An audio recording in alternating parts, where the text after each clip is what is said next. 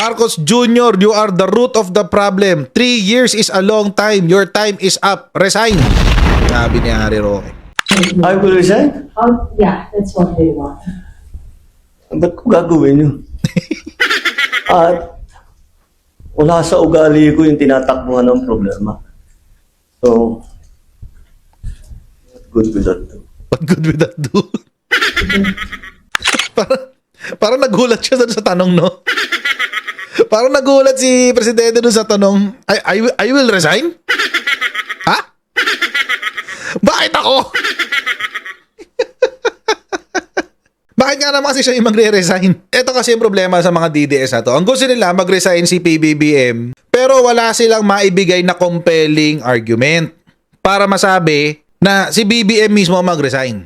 I don't think galit sila kay PBBM because they're taking it personally. Oh, no. I don't think so. I think ayaw nila kay PBBM dahil may interes sila. Sa mundo ng politika, wala hong permanenteng kaaway, walang permanenteng kaibigan.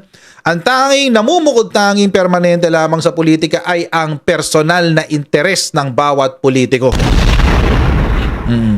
Yun lang ho, ang permanente sa politika. Kumbaga, huwag mo kayong personalin, PBBM. Huwag kang ma-personal kasi huwag ka magalit sa amin kasi wala lang, gusto lang namin yung posisyon mo, hindi kami galit sa'yo, pero gusto namin yung posisyon mo. Ganun lang yun. Ganun lang kasimple yun. Isa ho, mga kababayan, sa nagsalita ng ganyan, nitong nakaraan, isa ho sa mga nagparinig na dapat na palitan na o magkaroon na ng pagpapalit sa Pilipinas pagdating sa ating administrasyon ay si Harry Roque. The once respected, well-respected lawyer is now the butt of all jokes ng mga Pilipino. Well, it's his fault. Ibinabahan niya yung sarili niya sa ganun level eh. Nagpakaisip bata siya, nagpakaisip bonjing siya. Oh, yun ang trato sa kanya ngayon. Marcos Jr., you are the root of the problem. 3 years is a long time. Your time is up. Resign. Sabi ni Harry Roque. Kung napanood nyo yung yung vlog natin last week tungkol dito sa sinabi ni Harry Roque na dapat na rin mag-resign si Presidente Bongbong Marcos, ibigay na ang Malacanang o ang upuan ng kapangyarihan kay Sara Duterte. Dahil wala naman daw siyang silbi. Wala naman daw nagawang matino si Presidente Bongbong Marcos. Natanong si Presidente Bongbong Marcos tungkol dito sa sinabi mismo ni Harry Roque. Ito yung kanyang sagot sa sinabi, sa panukala ni Harry Roque na mag-resign ka na, Bongbong Marcos. Oh, ito, straight from the horse's mouth. Galing mismo sa ating Pangulo, si President Bongbong Marcos. I will resign? Yeah, that's what they want. Ba't ko gagawin yun? At wala sa ugali ko yung tinatakbuhan ng problema. So, good with that too. What good with that dude? Parang nagulat siya doon sa tanong, no? Parang nagulat si Presidente doon sa tanong, I will resign? Ha? Bakit ako?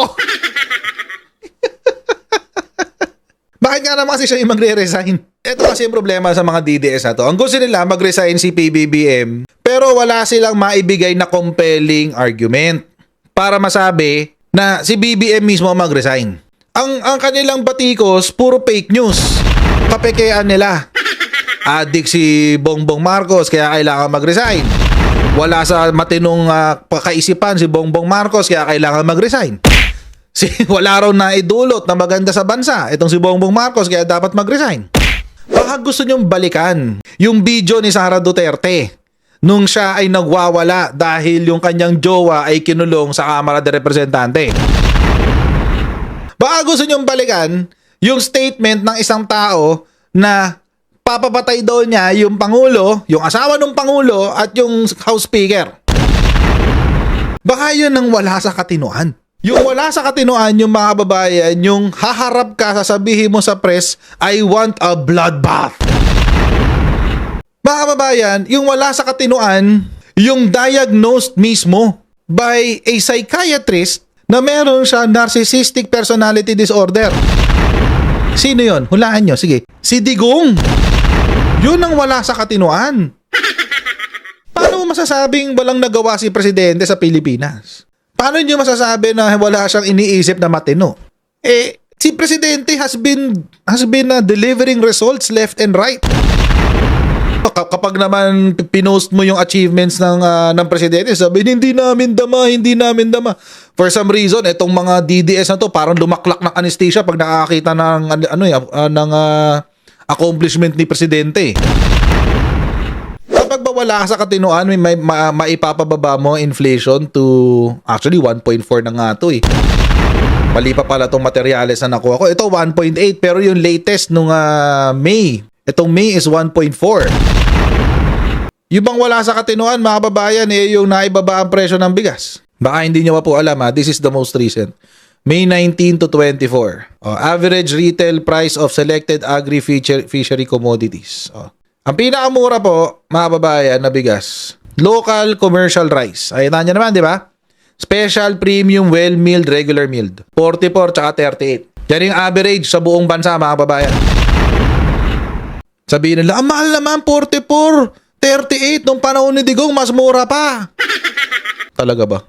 February 9, 2022, presyo ng bigas nung panahon ng October to December 2021. Wholesale price to Ibig sabihin, presyong tawag dito?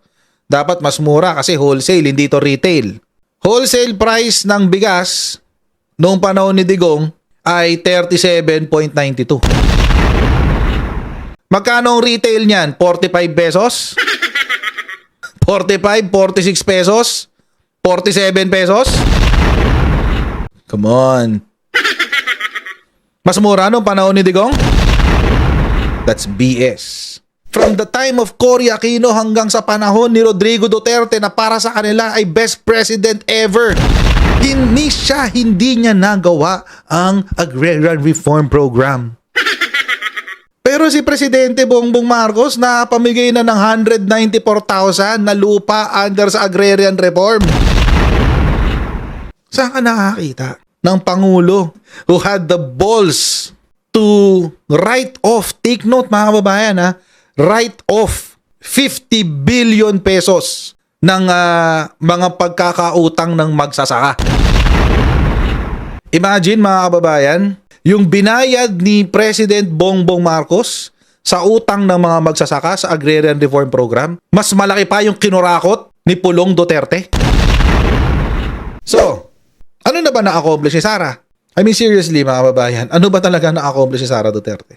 Si Sara Duterte nag-resign sa DepEd, di ba last year, June 19, 2024. Nung nag-resign siya sa DepEd, napakarami niyang iniwan ng problema.